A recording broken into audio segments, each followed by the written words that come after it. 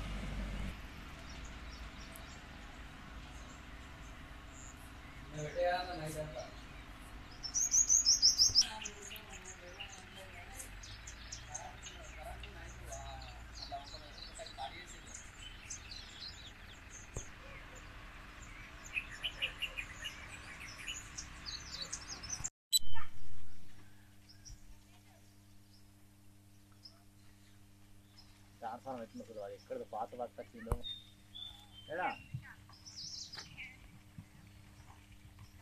Transformer రావు ఇప్పుడు రా మరి అయితే రావు అందరు పిలుస్తా కదా ఎక్కడ మీ దగ్గర మంచి వస్తుంది మీ దగ్గర బాగా మరి రావాలి మా గడ్డి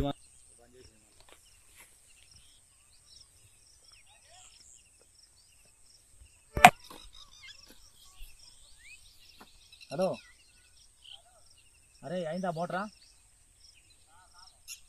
నువ్వు అది ఎట్లా నిన్న మధ్యాహ్నం ఏర్పాటు చేయింది కానీ నిన్న చేయింది కానీ నేను కానీ ఇలా రైతుందా మరి ఏ చెత్త అది ఎట్టిపోతుందో ఇలా వేసుకోవాలి నేను 3 రోజులు ఇయ్యాలి 3 రోజులు కాదు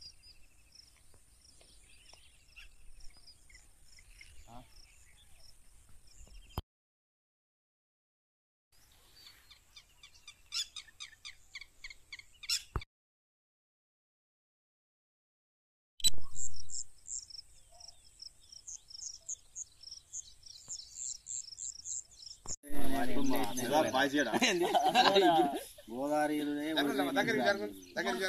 ఇంకా అప్పుడు ఎక్కాడు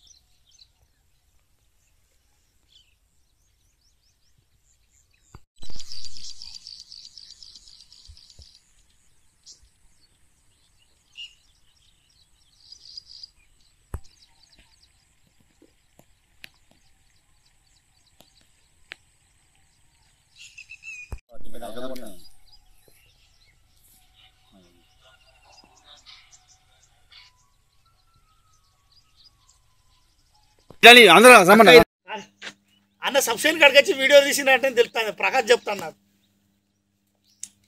సబ్స్టేషన్ అయింది. ఇప్పుడు అక్కడ వీడియో అయింది, అన్ని అయిపోయింది. పొలం కాడ అయింది. గోదావరి ఇంకా అప్పుడు ఎక్కాడు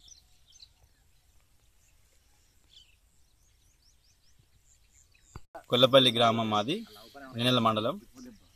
మేము దగ్గర 70 ఎకరాల విస్తీర్ణంతో మేము సాగు చేస్తున్నాం. మాకు ఒక 100 kV ట్రాన్స్ఫారం 3 నెలల నుంచి మాకు మొరాయిస్తున్నది. సంబంధిత విద్యుత్ సంబంధిత అధికారులకు 3 నెలల నుంచి మేము విన్నపించుకున్నా మా గోడు ఎవరు పట్టించుకోవట్లేదు. ఎమ్మెల్యే గారికి విన్నపించుకున్నాం, ఏఈ గారికి విన్నపించుకున్నాం. విద్యుత్ సంబంధిత అధికారులు ఎన్నిసార్లు వినిపించుకుని కూడా వస్తున్నారు, అప్రమంద మరమ్మతు చేసి వెళ్ళిపోతున్నారు. మా గోడు ఎవరు పట్టించుకునే నాదులు లేదు ఈ ఏరియాలో. ఎన్నిసార్లు చెప్పినా కూడా ఇంతే. మేము దగ్గర 2 లక్షల రూపాయలు ఒక్కొక్క పొలం మీద 2 లక్షల రూపాయలు పెట్టుబడి పెట్టినాం. కనీసం ఆ పెట్టుబడి వెళ్ళే సిచ్యువేషన్లో ఉన్నది. దయచేసి వీలైనంత తొందరగా దయచేసి మాకు